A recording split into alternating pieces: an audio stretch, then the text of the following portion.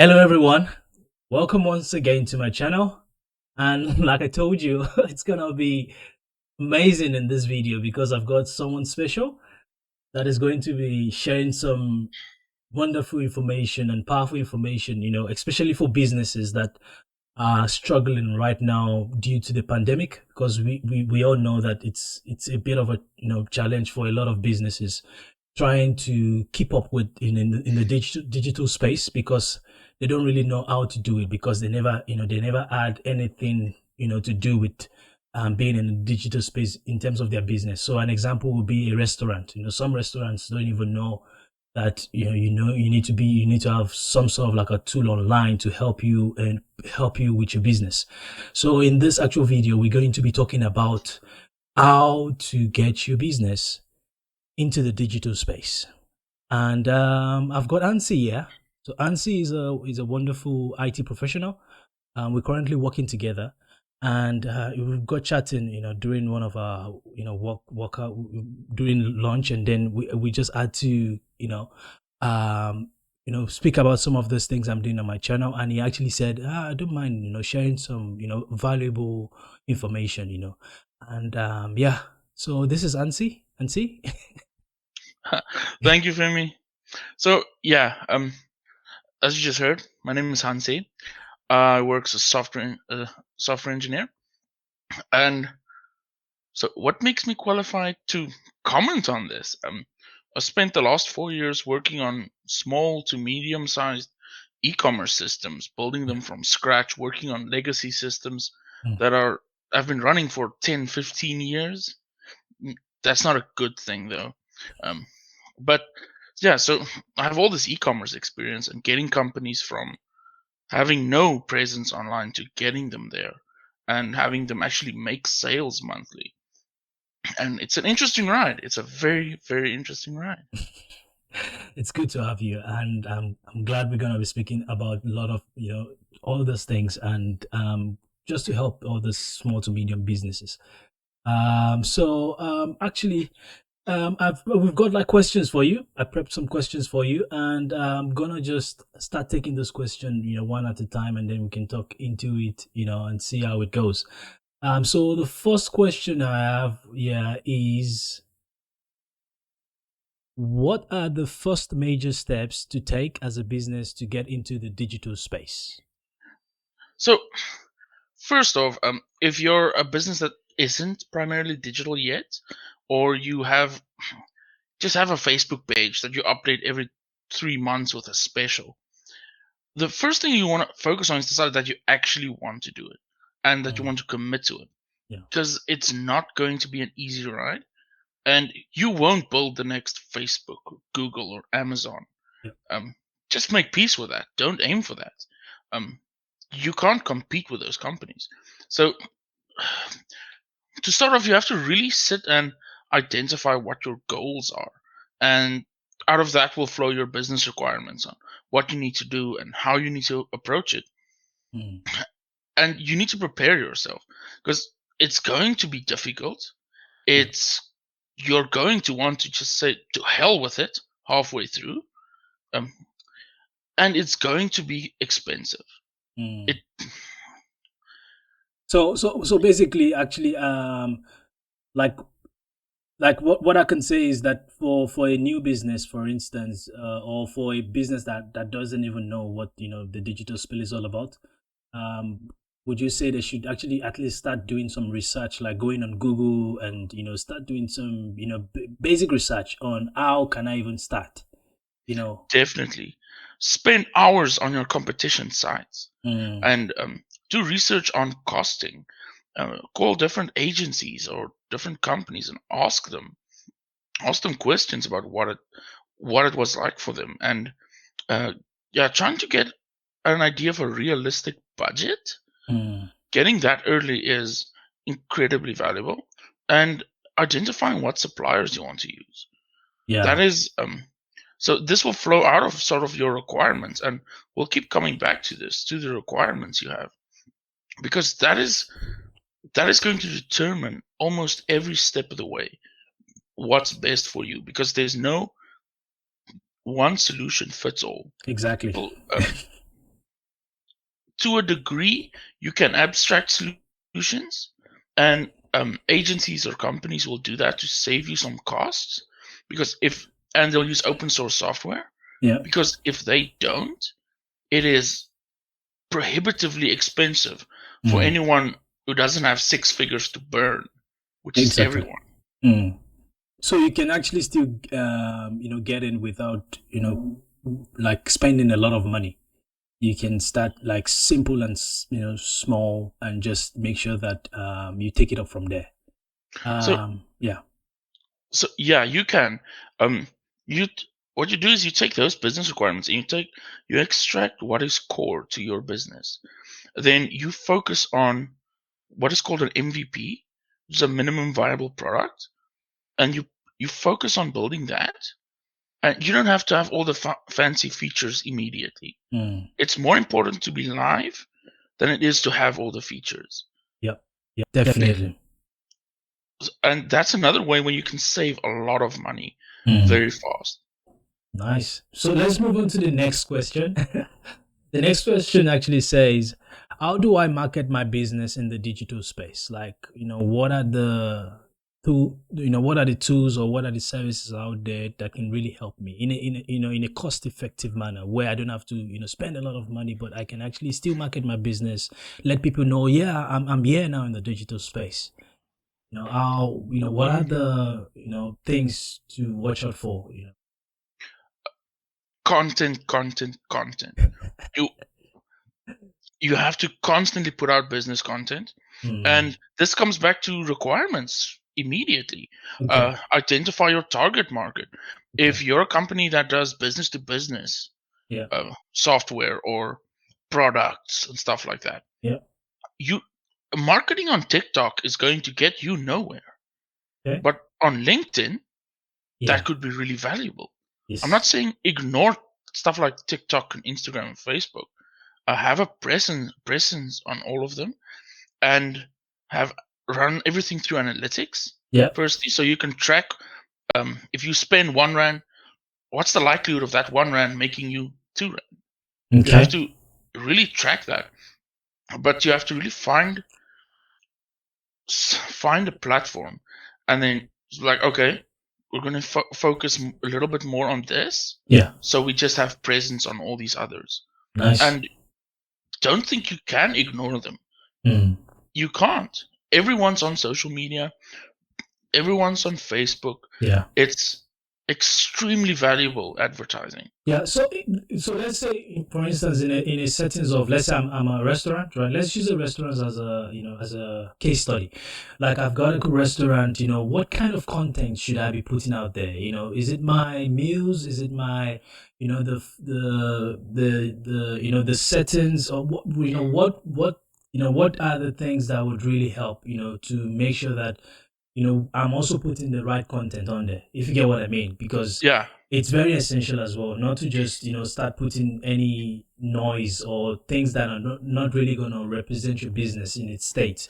So, like, what do you think, in that area? Like, what can I put in? Is it just going to be, yeah, like the specials? I know you mentioned specials in the last question, which is, like having specials, giving, telling them that you're gonna take off maybe 20% off of your meal, when you come twice, or when you patronize us twice, or something like that.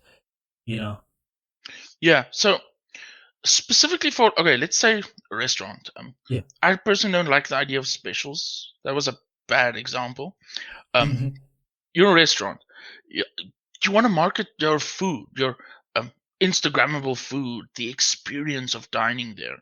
Same thing if you sell shoes. Yeah. You're a shoe brand. You only sell shoes, and it's hiking shoes.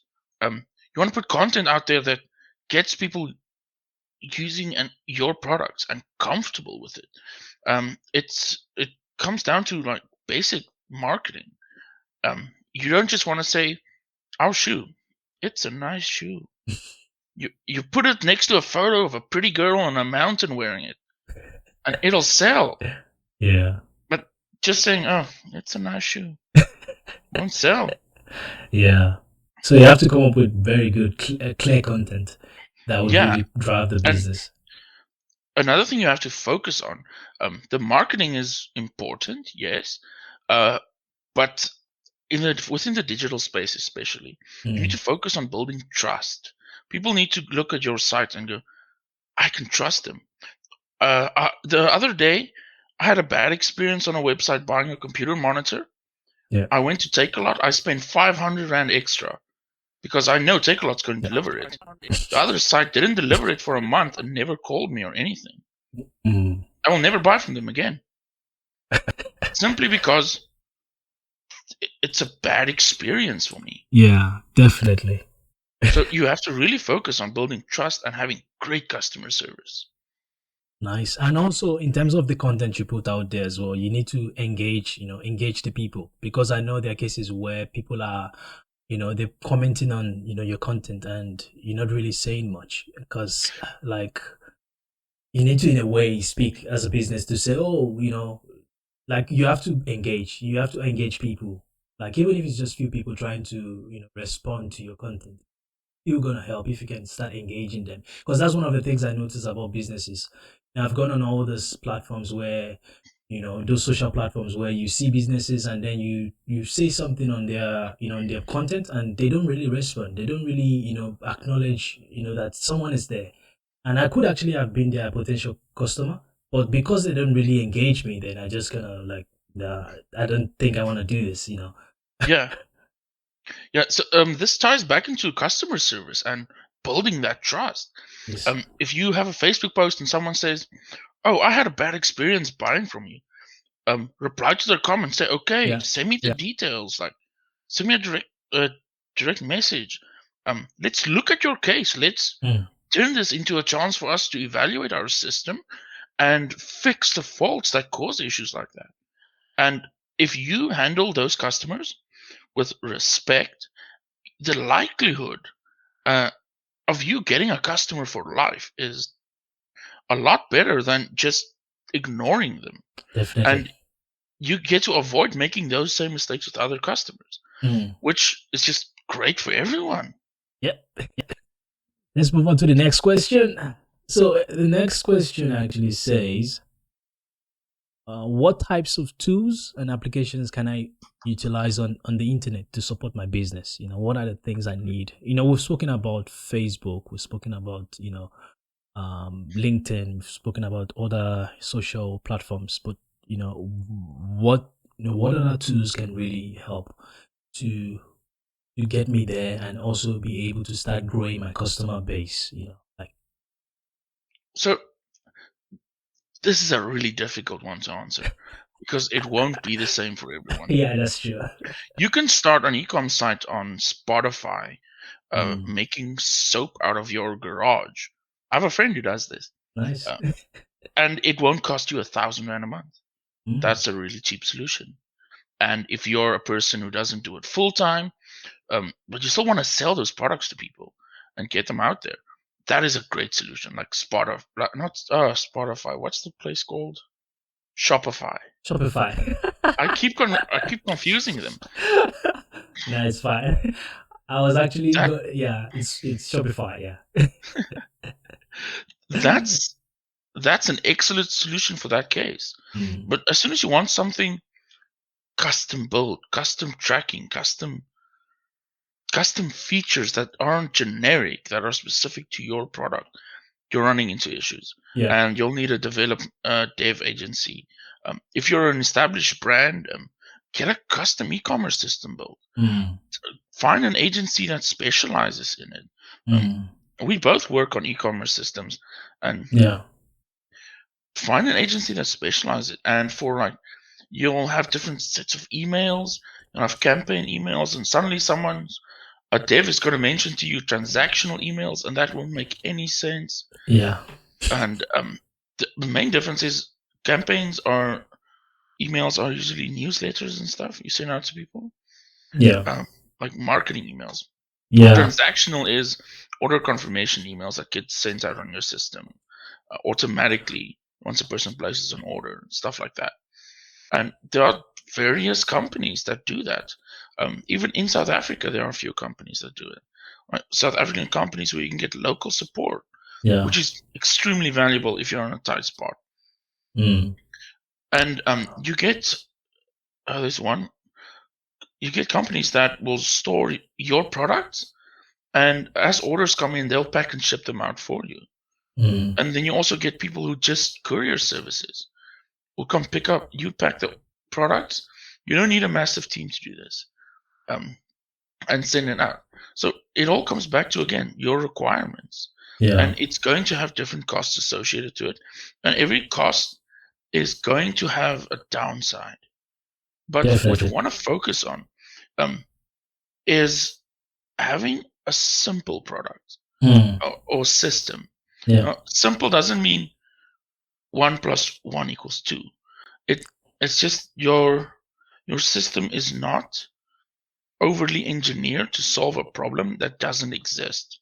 And Mm. this is very difficult for especially laymen's to Mm. comprehend Mm. and to distinguish between systems. Yes. But you have to find, and again we come back to trust. You have to trust the people you hire. Definitely. Uh, Yeah. Listen to them. You pay them a lot of money. Listen to them. Mm. This is one thing that endlessly frustrates every single person that I've worked with in tech. Mm. Clients don't listen. Mm. Uh, I've seen a guy.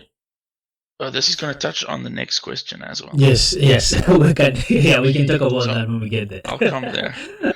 Um, Yeah, but actually, I want to a little bit, go deeper in terms of, like the e-commerce you're talking about. The different types of payment systems. Like, we're in South Africa, we've got like Pay Fast.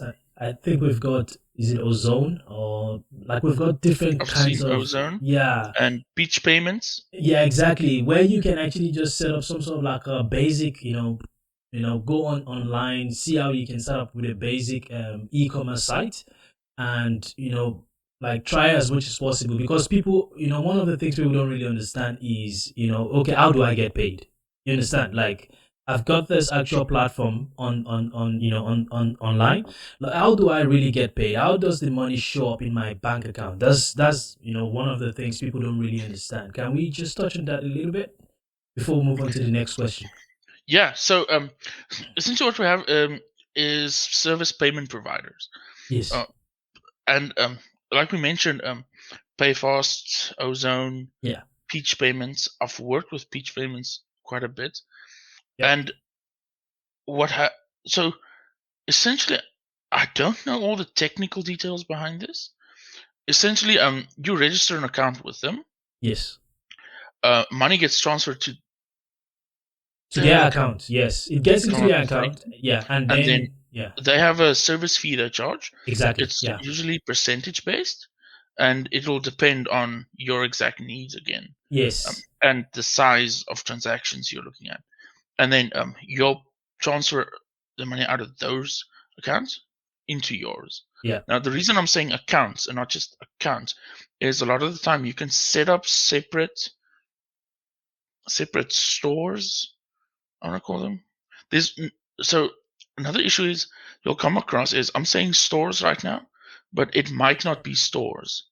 Um, those things are not standardized, so it's different from platform to platform. Yes. Definitely. Yeah. So you really have to explore and spend a lot of time with the sales agents or managers talking, having them talk you through the system. It's different for each one.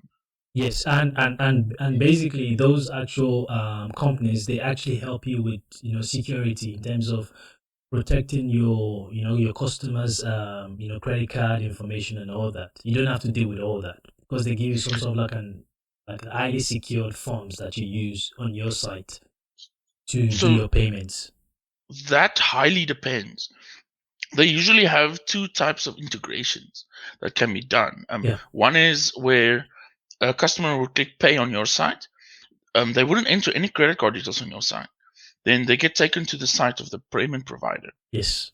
You see this a lot with PayFast, I know. Yeah. PayFast does Um, that. Yeah. then, so actually, all of them do it. It's just it depends on what your business needs are again, and that is a very very secure option. Then you Another integration you can do is server to server, where customers never leave your website. They enter all their details there, and the transaction handling is done in the back end. You don't ever get removed from the customer site. Oh, nice. Let's move on. But that's a lot more dangerous. Yeah, it is. So let's move on to the final question, right? This is the last question. I know you've touched on this in some cases. Like, there are cases where a business doesn't really have all the money. They can't really go straight to a company to actually help them because they don't have all the money. It's just a small business. They're trying to just try to get in somehow. So the question is, do I need an IT professional to assist me with getting business into the digital space, or and how much will it cost? Like rough estimate, like how much are we talking about here? Like let's say for instance, I need to just set up basic web, e-commerce. Let's say e-commerce for a restaurant, for instance. I need to set up an e-commerce that just gives me some sort of like a way to get customers to come in there and place an order, and I can get those things going on for me. I can easily get my whoever I have on in my business to help me to go deliver, ship the actual food and actually go deliver. Like, yeah, can we just talk a little bit around that before we round up? So this is a difficult one to answer, because think about doctors. You get a cut, a nice deep cut. It needs stitches. Yeah. All you need is a drunk uncle, a bottle of brandy, a needle, and some yarn. You can get stitched up just fine. It'll work. You might lose the arm, but damn it, you'll be stitched up. Or you could go to a professional, to a doctor. Yeah. It's the same thing with e-commerce or any online space. You'll have to spend a lot of time learning. I can send you links to Udemy courses that'll have you building an e-commerce site in 6 months. I've seen a client do this. I would not recommend it. Your site is going to run perfect. It's going to work. You'll get orders. You're going to pay through your teeth for maintenance. That's where it gets you. Building a site, the startup costs, however significant they may be, the initial investment is going to be the cheapest you pay for that site, for that system, ever. Where you want to be careful is maintenance costs. And so again, if you just do it yourself, you won't have any issues. You can few Udemy courses, off you go. Suddenly your credit card details get sent off to China because you didn't know about cross SQL injection or cross-site scripting or stuff like that. Yeah, so basically, it's very important to do it right. Do it right the first time. Like, don't cut corners. Is that what we're saying here? Like, don't cut corners. Look for the right people that have experience in that field, and they can really help you to ensure that you have a robust system. Even though it's just gonna be compact in the beginning, but you can actually also be able to scale it up if you need to. It should be scalable. It should be an highly performance stuff. Let's say, for instance, you're still new into the digital space. You're just getting like 50 customers. Like, you want to be sure that you can easily scale that e-commerce site up to address when you have like 50,000 customers coming in. So it should be easy to scale up. So this is where my opinions are not in line with a lot of other people's opinions. Yeah. Simply because two things you'll hear a lot from developers and more technical people is architecture styles. They'll try and sell you on microservice based architecture. Yes. Which is great if you're Netflix. Yes. If you're Yanni's Velskoen shop, only selling in South Africa, if someone builds you a system that uses microservices, just walk away. Yeah, just walk away. You can get another one is a monolithic system. So what this means is basically your system is a one application. In one application, yeah, And definitely. what I should say what microservices means as well. It's essentially your system is made up of a bunch of little systems. Yes. So that has the benefits of scaling, like you said. You can go from one customer to 1 million. The only thing that will increase is your AWS or Google Cloud bill. Yes. But whereas you can't do it that easily with a monolith one. Yeah, But the benefits, but with that one, so basically, what I was actually trying to say is that in a way they can build it up in a modular way, where you can easily. So when you get to that space, when you want to like come onto microservices, when you have like 50,000, yeah, yeah, then you can easily just break that off and still reuse some of the components there, because you building up a monolithic application that cannot really scale at some point. It's like a waste of money, if you get what I mean. yeah, it So definitely is. yeah. And So that's what I was talking about. That you should get someone that can really help understand your business and know where your business is going to help, to develop the right application for you that can actually really can morph and can, you can innovate, yeah, you know. yeah, yeah. So what you want to ask for is a modular system Yes, where you can exactly. swap features out and stuff. Exactly. Yeah. That is sort of the sweet spot between everything, Yeah. between monolith and microservices. Microservices, But yes. it doesn't mean much if you don't know what the other two are. Yeah. So you want a modular system. Mm. And systems are, you're going to run into this eventually. After your system's been running for 10 years, Yeah. a dev or project manager is going to sit you down and say, listen, your system is legacy. It's time You to need to upgrade. rebuild. Yes, definitely. It's time to rebuild. Mm. Your customer base probably might have not grown significantly. It Mm. might have grown just twice to what it was Mm. initially. You're making good money, but you're spending a ton on maintenance. Definitely. And that is where you need to start listening to the people you pay, Mm. and the people you work with. They Definitely. don't tell you, if your system's 10 years old, they're not telling you you need to rebuild it because that's what they want. Mm. It's probably what you need to Definitely. save you a ton of money, Mm. uh, because software does degrade. Yeah, that's the right word, right? Yeah. Over time, but not in a conventional sense. Like if you think of deterioration as like a brick and mortar store, the taps stop working, the door gets all Yeah. squeaky. That doesn't happen to software. In software, it's more like the mall switches positioning, and Mm. suddenly the backside of your store is facing all the customers. Mm. Everything, software systems degrade in relation to the environments within which they run. Mm. And also technology is advancing, so definitely there are new security threats. There are cases where things that are working very fast before is not longer working very fast anymore, and it's because Yeah, yeah. So those are the things that actually affects those applications, and it's really important to always be able to transition from a legacy system to a new system. And yeah, that is yeah, actually it. yeah. And this is going to come back to our first question. Um, if you have clear business requirements and you have proper suppliers in place that make web or digital integration very easy, um, that's quite an important point. Yes. Then going from a legacy system to a newly built system is going to be near painless, Mm. and it's going to be a really good experience for your business. And also in terms of business requirements, it's very also important because there are cases where a client doesn't really know what they want, right?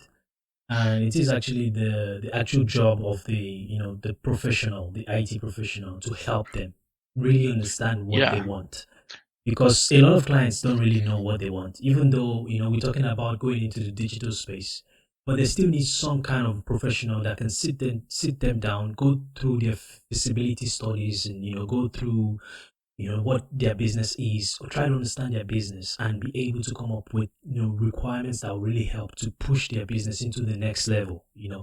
yeah. So, like that, if you can find an agency that is recommended to you by another business owner, go with them. And before you choose your suppliers, have that agency pay someone at that agency for 2 hours worth of work Yeah. to vet your suppliers and see if they can easily integrate, Mm. if they expose well-defined APIs, Mm. if they ask for API docs, if they actually get docs, if a supplier tells you no. And when I say supplier, I mean stuff like email service provider, warehouse software provider. Businesses at certain scales tend to have that. And Mm. if there's not, if that integration is not easy to do, or the site system is not, the provider is not integration friendly, for Mm. example, to have some shitty FTP process Mm. they need to run, then Mm. don't use them. It'll Mm. save you hundreds of thousands of rands in maintenance costs, Mm. Mm. because now you have to pay a dev a ton of money every day to look at your site and tell you it's still wrong. Mm. This is the same thing. I've Yeah. been doing this for weeks, Mm. and you're going to have to pay for it. And it's an easy way to avoid it. Definitely. It's easy to avoid it. Just having that professional experience behind it. Thanks, Hansie. This is a lot of information. And yeah, I think I really enjoyed this actual session with you. Actually, thank you so much for coming and on my channel to speak about this this actual topic. And so for you guys out there, I hope we were able to actually like add value. And don't forget to like, don't forget to subscribe, don't forget to comment. If you have your opinion about this topic, please pop it in the comment. Let's hear what you have to say, and we'll definitely also like engage. But yeah, I'll see you in my next video. You guys must keep well. Cheers.